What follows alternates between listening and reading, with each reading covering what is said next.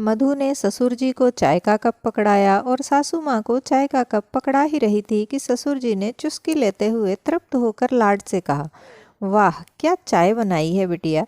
तुम्हारा नाम मधु है और चाय भी बिल्कुल वैसी ही बनाई है। इस चाय के साथ तुम जरा वह मठरियाँ भी दे देती जो कल बनाई थी तो बस मज़ा ही आ जाता। कोई और दिन होता तो मधु उनकी इस बात पर बलिहारी जाती, लेकिन आज उनके शब्द मानो उसके कलेजे पर बरछी चला रहे थे। वह भुनभुनाते हुए अंदर की ओर चल दी। इन्हें तो बस मुझ पर हुक्म चलाना ही आता है, यह चाहिए वह चाहिए, नौकरानी बनकर रह गई हूँ मैं तो सबकी। उसकी आंखों के सामने कल की वह घटना तैर गई जब उसकी सहेली सुनीता उससे मिलने आई थी। सुनीता अपने पति से अलग हो चुकी थी और यहीं किसी कंपनी में काम कर रही थी। अब चूंकि चाय नाश्ते का समय था तो मधु ने सबके लिए अच्छा सा नाश्ता और फिर चाय बनाई। उसने दौड़ दौड़ कर सबको बहुत प्यार से नाश्ता कराया, फिर किचन समेटा और आकर बैठी अपने चाय का कप लेकर सुनीता के पास। और बता सुनीता, क्या चल रहा है? सुनीता ने इधर उधर देखकर फुसफुसाते हुए कहा, मेरा तो जो चल रहा है वो चल रहा है, तू बता तेरा क्या चल रहा है और यह सब क्या हो रहा है? मधु के चेहरे पर उलझन के भाव तैर गए। मैं कुछ समझी नहीं सुनीता, तू कहना क्या चाहती है? अरे मैं यही कहना चाहती हूँ कि तुझे क्या ज़रूरत आ पड़ी है पूरे घर की नौकरानी बनने की? सुनीता ने एक एक शब्द पर जोर देते हुए कहा। यह तू कैसी बातें कर रही है सुनीता? मैं भला क्यों नौकरानी रहूँगी? यह तो मेरा परिवार है। सुमित के जैसा इतना प्यार करने वाला पति मिला है और मम्मी जी पापा जी मुझे कितना प्यार करते हैं, हमेशा घर की लक्ष्मी मानते हैं, तो मैं भी इन सबको इतना ही प्यार देती हूँ।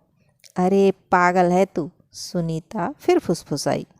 यह सब बस तुझे गृह लक्ष्मी कहकर बेवकूफ़ बना रहे हैं। तेरी अहमियत एक नौकरानी से ज़्यादा नहीं है इस घर में। सोच कर देख, सुबह से शाम तक लगी रहती है सबका ख्याल रखने में। तेरी अपनी कोई ज़िंदगी है या नहीं? सब प्यार की आड़ में अपना उल्लू सीधा कर रहे हैं। मैं तो अभी भी कहती हूँ कि संभल जा और इन सबको अपनी औकात बता दे। तू एक पढ़ी लिखी लड़की है, किसी की नौकरानी नहीं जो घर भर का ख्याल रखती रहे। तू भी घूम फिर, शॉपिंग कर, सहेलियों के साथ क्वालिटी टाइम स्पेंड कर। मुझे देख, शान से अकेली रहती हूँ, इन सब झंझटों से दूर, अपनी ज़िंदगी अपने हिसाब से जीती हूँ। मेरे तौर तरीके मेरे पति को पसंद नहीं थे तो भाई मैंने तो उसे भी टाटा बाय बाय कर दिया। इसलिए तुझे भी समझा रही हूँ, इन सब के झूठे प्यार के झांसे में आकर अपनी ज़िंदगी बर्बाद मत कर। मधु एक पल को सोच में पड़ गई, फिर संभलते हुए कहा, छोड़ ना सुनीता, तू यह क्या बातें लेकर बैठ गई? कुछ अच्छी बातें करते हैं ना, कितने दिनों बाद तो मिले हैं। ऊपर से तो कह दिया मधु ने, मगर सुनीता के शब्द उसके कानों में और मन मस्तिष्क में हथौड़े की तरह बज रहे थे। सुनीता की यह बातें सुनने के बाद उसे भी कहीं ना कहीं सचमुच ऐसा ही लगने लगा था कि सब लोग उसे इस्तेमाल कर रहे हैं और घर में उसकी अहमियत एक नौकरानी से ज़्यादा नहीं है।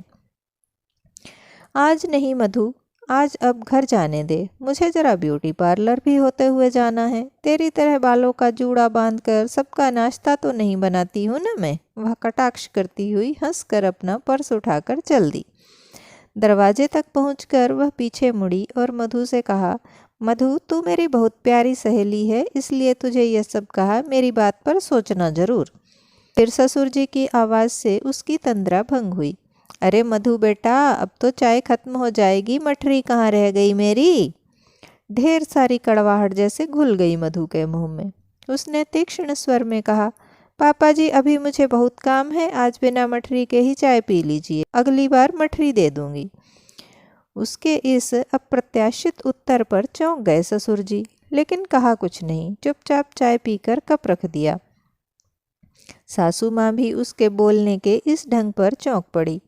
फिर भी उन्होंने कुछ नहीं कहा, बल्कि उठकर आई और मधु के कंधे पर हाथ रखकर बड़े प्यार से पूछा, क्या हुआ बेटा, कुछ परेशान लग रही हो, कोई परेशानी है क्या? उनके स्वर में मधु को चापलूसी ही दिखाई दी। मधु ने कटु स्वर में उत्तर दिया, नहीं, मुझे भला क्या परेशानी हो सकती है, मैं तो औरों की परेशानियां दूर करने के लिए हूँ ना। आप जाएं, पापा जी के पास बैठकर चाय पिएं। और सासू माँ को वहीं खड़ी छोड़कर अपने कमरे में चली गई। रात का खाना भी उसने बेमन से जैसे तैसे बनाया और सबको परोस दिया। पहला निवाला खाते ही सुमित ने हल्के फुल्के अंदाज में कहा, आज सब्जी का स्वाद कुछ अलग नहीं लग रहा है। उसका इतना कहना था कि विफर पड़ी मधु। जैसी मैं हूँ वैसी ही सब्जी भी है, पसंद आ रही है तो खाओ वरना फेंक दो। सुमित भौचक्का रह गया, लेकिन फिर भी किसी ने कुछ नहीं कहा। सब ने चुपचाप खाना खा लिया और सब अपने अपने कमरे में सोने चले गए। रोज की तरह अगली सुबह भी मधु की नींद समय पर ही खुल गई थी, पर वह जानबूझकर कमरे से बाहर नहीं निकली। आज मैं तो नहीं निकलने वाली, बनाती रहे बूढ़ी माता सबके लिए चाय। कुछ ही दिनों में आटे दाल का भाव न समझा दिया सबको, तो मेरा नाम भी मधु नहीं। तभी आदत के अनुसार ससुर जी की आवाज़ आई, अरे मधु बेटा, आज की चाय की हड़ताल है क्या? मैं तो कब से इंतजार कर रहा हूँ कि चाय मिले, और साथ में वह मठरी भी। मधु फिर तिलमिला गई, मैं तो मुफ्त की नौकरानी बनकर रह गई हूँ घर में, सबको चाय नाश्ता देती रहूँ, बस बहुत हो गया। अभी और इसी वक्त इन सब से कह दूंगी कि मुझसे इतनी उम्मीदें न रखें। मेरी भी कुछ अपनी ज़िंदगी है, झूठा लाड लड़ाकर मुझसे काम निकलवाने की कोई ज़रूरत नहीं। वह तैश में आकर उठी और तेजी से बाहर कमरे की तरफ बढ़ी। तभी अचानक उसका पैर फिसला और वह बगल में रखी हुई मेज से टकराते हुए धम्म से नीचे गिर पड़ी। उसके सिर पर मेज का कोना लग गया, सिर से खून का फव्वारा बह निकला, पैरों में भी चोट आ गई। ससुर जी के पास ही बैठी सासू माँ बातें कर रही थी। वह दौड़कर उसके पास पहुंच गई। ससुर जी भी पहुंच गए। सुमित जो अपने दफ्तर जाने की तैयारी कर रहा था, उसे भी सासू माँ ने आवाज़ देकर बुलाया। सुमित ने फटाफट थोड़ा प्राथमिक उपचार देकर मधु के सिर पर पट्टी बांधी। फिर सुमित ने गाड़ी निकाली और सब मधु को लेकर अस्पताल की तरफ चल पड़े। पट्टी बंधी होने के बावजूद मधु के सर से हल्का हल्का खून अभी भी रिस रहा था। गाड़ी में सासू माँ मधु के बगल में बैठी रही और अपनी हथेली से उन्होंने मधु का सिर दबाकर पकड़ रखा था और लगातार उसे हौसला भी देती जा रही थी। अस्पताल पहुंचने के बाद डॉक्टर ने तुरंत मधु को देखा और यह भगवान की कृपा रही कि डॉक्टर ने कहा कि चोट ज़्यादा गहरी नहीं है, ठीक हो जाएगा। शाम तक मधु घर आ गई। उसके घर आने से पहले ही सासू माँ घर आ चुकी थी ताकि पहले से सारा प्रबंध कर सके, और उसका कमरा बहुत ही साफ सुथरे तरीके से तैयार कर रखा था। ससुर जी और सुमित के साथ वह घर पहुंची। सुमित ने उसे ले जाकर कमरे में बिस्तर पर लेटाया। तुरंत सासू माँ ने उसके लिए गरम गरम सूप बनाया। ससुर जी खुद बाजार जाकर उसके लिए ढेर सारे फल लेकर आए। सुमित ने बड़े प्यार से बिस्तर के पास ही छोटी मेज रखकर उसकी सारी दवाएं, कुछ पत्रिकाएं, फूलों का गुलदस्ता सब व्यवस्थित ढंग से रख दिया। सब इतने स्नेह के साथ उसका ध्यान रख रहे थे कि उसका मन ग्लानि से भर गया। कहाँ वह सुनीता की बातों में आकर इतने प्यारे परिवार के साथ ऐसा व्यवहार करने चली थी। उसे समझ में आ गया था कि उसकी अहमियत इस घर में क्या है। वह नौकरानी नहीं, इस घर की लक्ष्मी है, जिस पर सभी अपना हुक्म नहीं चलाते बल्कि अपना अधिकार समझते हैं। घर की खुशियों की बागडोर थमाने का विश्वास रखते हैं और ढेर सारा स्नेह रखते हैं। अब वह कभी किसी की बातों में आकर अपने स्वर्ग जैसे घर को नहीं तोड़ेगी। ससुर जी पास ही बैठे थे। उनकी अब उम्र हो चली थी और इतनी भाग दौड़ के बाद थकान उनके चेहरे पर साफ दिखाई दे रही थी। फिर भी वह बड़े मनोयोग से प्लेट में उसके लिए सेब काट रहे थे। ढेर सारा प्यार उमड़ आया उनके ऊपर मधु के मन में। तभी सासू माँ ने कहा, चलो भगवान की कृपा से अब सब कुछ संभल गया है, सब कुछ ठीक हो रहा है, तो अब मन थोड़ा शांत हुआ। अब मैं थोड़ी देर में सबके लिए चाय बनाती हूँ। ससुर जी बच्चे की तरह खुश हो गए। यह सही कहा श्रीमती जी, चाय की बड़ी तलब महसूस हो रही है। तभी लाड से मुस्कुराकर मधु ने कहा, मम्मी जी, और जो मठरियाँ बनाकर मैंने पापा जी के लिए डिब्बे में रखी हैं, वह पापा जी को खिलाना मत भूलिएगा। यह तो हैं ही चटोरे, सासू माँ ने चुहल करते हुए कहा, तो सब हंस पड़े।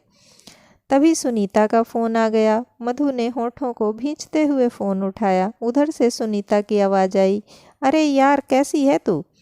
मैं तुझे फ़ोन करने ही वाली थी, लेकिन पैर में मोच आ गई 2 दिनों से दर्द से बेहाल हूँ और घर में तो कोई है भी नहीं कि ध्यान रखे कोई मेरा। तो बता तेरा क्या हाल है, तेरे ससुराल वालों की अकल कुछ ठिकाने लगी या नहीं। क्रोध और वितृष्णा से भर गई मधु, पर उसने अपने स्वर को संयत रखने का प्रयत्न करते हुए कहा, सब ठीक है सुनीता और मैं बहुत खुश हूँ। मुझे भी चोट लग गई थी, लेकिन मैं तेरी तरह अकेली तो हूँ नहीं। मेरे साथ मेरा पूरा परिवार है जो मेरा बहुत ध्यान रख रहा है। और अब मैंने भी सोच लिया है कि नकारात्मकता से खुद को जरा दूर ही रखूंगी। चलो मैं फ़ोन रखती हूँ। मेरी प्यारी सी माँ मेरे लिए चाय लेकर आती ही होंगी। वैसे कुछ ज़रूरत हो तो बताना, मेरे परिवार में सब इतने अच्छे हैं और तुम मेरी सहेली हो तो तुम्हारी मदद से भी कोई नहीं हिचकिचाएगा। Take care, bye bye. आज की कहानी आपको कैसी लगी? अच्छी लगी हो तो लाइक, कमेंट एंड शेयर कर दें। मैं आपसे फिर मिलती हूँ किसी अन्य कहानी या जानकारी के साथ। तब तक खुश रहें, खुशियाँ बांटें, अपनों का साथ और प्यार आपको हमेशा मिलता रहे।